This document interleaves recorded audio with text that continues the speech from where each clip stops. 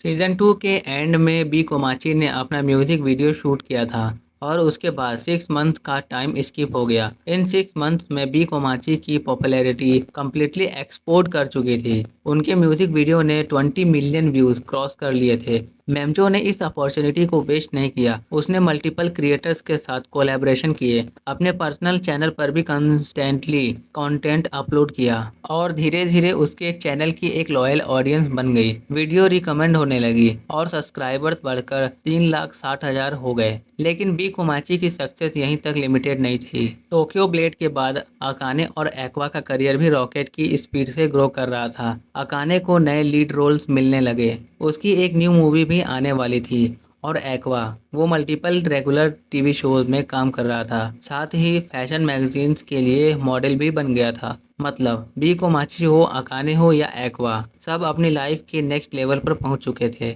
लेकिन इस सक्सेस का एक हिडन कॉस्ट भी था। इन 6 मंथ्स में एक्वा ने काना को सच बता दिया था। वो और अकाने अब एक्टिंग नहीं कर रहे थे, दे वर एक्चुअली डेटिंग। और ये बात काना के लिए इजी नहीं थी। एक दिन काना एक्वा और अकाने को फोन पर बात करते हुए देखती है। दोनों अपने शेड्यूल्स मैच कर रहे थे ताकि वो जल्दी मिल सके। काना बस चुपचाप उन्हें देखती रहती है और उसके फेस पर एक ही इमोशन था, पेन। पहले कॉन्सर्ट के ऑलमोस्ट 1 साल बाद बी कोमाची अपना सेकंड लाइव कॉन्सर्ट परफॉर्म करता है। इस बार वेन्यू में 1,000 फैंस प्रेजेंट थे और जो फैन फिजिकली नहीं आ सके उनके लिए पेड लाइव स्ट्रीम भी अवेलेबल थी।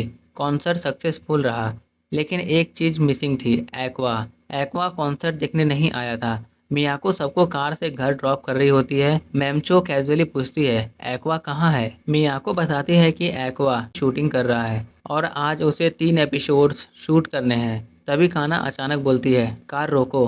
काना बोलती है कि उसे कुछ काम है, लेकिन ट्रुथ ये था, उसे कहीं नहीं जाना था। वो बस एक स्टेयर केस पर जाकर बैठ जाती है। कुछ सेकंड बाद मेमचो उसके पास आ जाती है। वो काना को देखते ही समझ जाती है समथिंग इज रॉन्ग।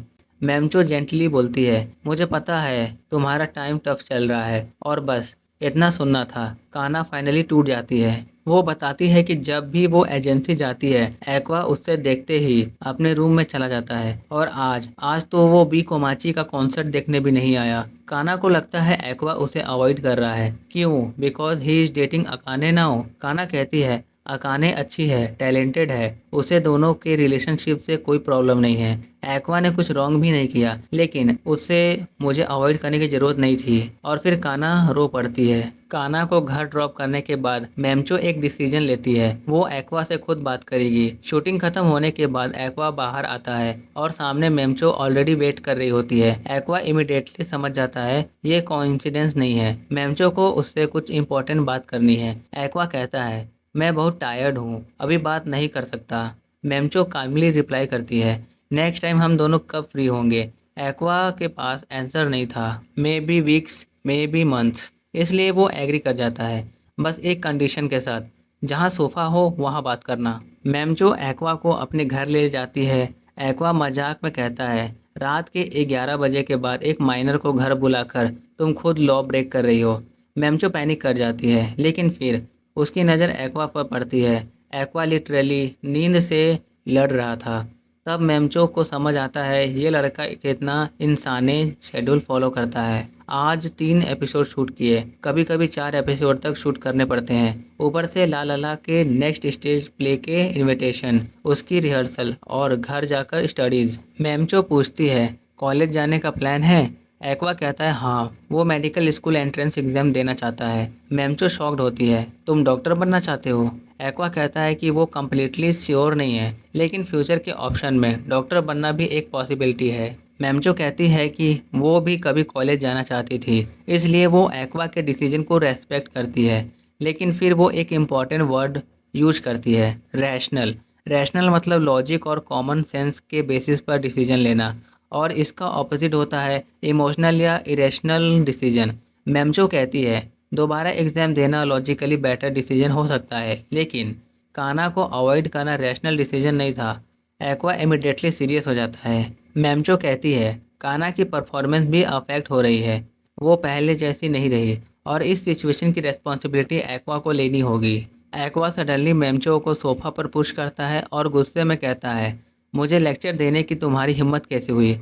वो मैमचो को रिमाइंड करता है। रात के 11 बजे एक यंग बॉय को अपने घर लाना, क्या वो रैशनल डिसीजन था? एक्वा कहता है, लोगों को बच्चों की तरह ट्रीट करना बंद करो। लेकिन फिर एक्वा फाइनली अपनी रियल थिंकिंग एक्सप्लेन करता है। हाँ, उसने काना से डिस्टेंस बनाया था। और हाँ, उसे पता था कि काना हर्ट होगी, लेकिन ये उसकी चॉइस नहीं थी, ये नेसेसिटी थी। एक्वा कहता है, अब वो फ्यूचर के बारे में सोच रहा है, सिर्फ अपने फ्यूचर के बारे में नहीं, काना के फ्यूचर के बारे में भी। काना फ्यूचर में एक हज आइडल बन सकती है, और एक्वा को पता है फेमस आइडल की लाइफ कितनी डेंजरस हो सकती है। अगर किसी आइडल का बॉयफ्रेंड हो, फैंस का रिएक्शन अनप्रिडिक्टेबल हो सकता है। अगर काना की किसी लड़के के साथ फोटो लीक हो गई तो, अगर किसी ऑब्सेसिव फैन को पता चला कि काना का बॉयफ्रेंड है तो, और सबसे डेंजरस क्वेश्चन, उसकी रेस्पॉन्सिबिलिटी कौन लेगा? एक्वा को आई का इंसिडेंट याद आता है। अगर कोई डेंजरस फैन काना के घर में घुस गया तो, अगर हिस्ट्री रिपीट हो गई तो, मैमचो सडनली रियलाइज करती है एक्वा काना को अवॉइड इसलिए नहीं कर रहा क्योंकि वो उसे हेट करता है। एक्चुअली एक्वा उसके फ्यूचर को प्रोटेक्ट करने की कोशिश कर रहा है। एक्वा कहता है, काना से डिस्टेंस मेंटेन करना ही उसके लिए सेफेस्ट ऑप्शन है। मैमचो फाइनली समझ जाती है, उसका पूरा एजम्पशन गलत था। वो एक्वा के हेड को पकड़ती है, स्माइल करती है और सॉरी बोलती है। लेकिन स्टोरी अभी ख़त्म नहीं हुई थी। नेक्स्ट डे एक्वा फिर से डिग डीप वन चांस की शूटिंग में बिजी था। टीवी पर शो के एपिसोड ब्रॉडकास्ट हो रहे थे, और रूबी के स्कूल में भी स्टूडेंट ये शो देख रहे थे। फ्रिल मिनामी शो की तारीफ करती है, उसे एक्वा का परफॉर्मेंस भी काफ़ी इम्प्रेसिव लगता है। एक्चुअली फ्रिल एक्वा की फ़ैन बन चुकी थी। रूबी इमिडिएटली बोलती है, रहने दो, उसकी ऑलरेडी गर्लफ्रेंड है। फ्रिल एक्सप्लेन करती है, वो एक्वा के क्लोज जाने की ट्राई नहीं कर रही, वो बस उसकी फ़ैन है। और अगर एक्वा फ्यूचर में और फेमस हुआ, मे भी एक दिन वो दोनों साथ में एक्ट भी कर सकते हैं। फ्रिल का ड्रीम सिर्फ एक्वा तक लिमिटेड नहीं था, वो चाहती थी रूबी, मिनामी और वो तीनों फ्यूचर में एक साथ काम करें। मिनामी पूछती है, क्या मैं कभी तुम्हारी जितनी पॉपुलर हो पाऊंगी? फ्रिल कॉन्फिडेंटली कहती है, ऑफ कोर्स, और वो उस दिन का वेट करेगी। फिर रूबी की बात होती है। फ्रिल के अकॉर्डिंग रूबी फ्यूचर में अपने ब्रदर एक्वा के साथ को स्टार कर सकती है। ट्विंस को एंटरटेनमेंट इंडस्ट्री में साथ देखना ऑडियंस को भी इंटरेस्टिंग लगेगा। रूबी कैजुअली रिवील करती है, मैं ऑलरेडी उसके शो में काम कर रही हूँ, और शो का नाम है डिग डिप वन चांस। अब रूबी सिर्फ एक्ट्रेस नहीं, शो की गेस्ट रिपोर्टर भी बन चुकी थी। लेकिन एक्वा बिल्कुल इम्प्रेस्ड नहीं था। वो प्रोड्यूसर काबुरागी को घूरने लगता है। काबुरागी बस हाथ के गेस्टर से बोलता है, मुझे मत देखो, मैंने कुछ नहीं किया। रूबी शो के बीच बीच में रिपोर्टिंग करती रहती है। इस बार उसका मिशन था एक मिस्टीरियस लेजेंड को इन्वेस्टिगेट करना, पिकाचू। क्या ये नाम कोई रियल पर्सन एग्जिस्ट करता है? रूबी लोगों से क्वेश्चन करती है, एक के बाद एक, और finally she finds him. Pikachu नाम का पर्सन एक्चुअली एग्जिस्ट करता था, मतलब रूबी की इन्वेस्टिगेशन सक्सेसफुल। दूसरी तरफ एक्वा काबुरागी से बात करता है। काबुरागी एक्वा को बताता है उसका एक हिडन टैलेंट है, फैमिली के साथ नेचुरली फ्रेंडली दिखना। जब एक्वा रूबी के साथ होता है, ऑडियंस उसका एक कम्प्लीटली डिफरेंट साइड देखती है, और प्रोडक्शन के लिए ट्विंस को एक साथ प्रमोट करना प्रॉफिटेबल हो सकता है। एक्वा इमिडिएटली पूछता है, तो ये तुम्हारा प्लान था? काबुरागी कहता है, नो, एक्चुअली रूबी खुद प्रपोजल लेकर उसके पास आई थी। काबुरागी रूबी की तारीफ करता है। वो कहता है, जब उसने रूबी को पहली बार देखा था, उसने कभी नहीं सोचा था कि वो इतनी स्ट्रांग बन पाएगी।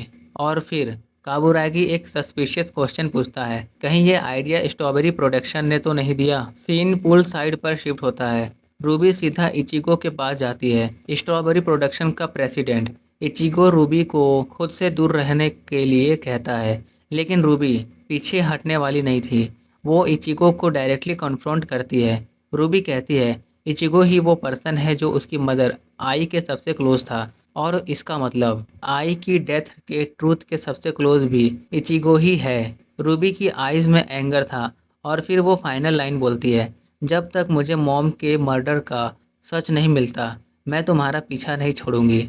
इचिगो कुछ नहीं बोलता, रूबी उसकी तरफ देखती रहती है, और एपिसोड यहाँ से एंड होता है। रूबी को फाइनली लगता है कि वो आई की डेथ के ट्रुथ के बिल्कुल करीब पहुँच चुकी है।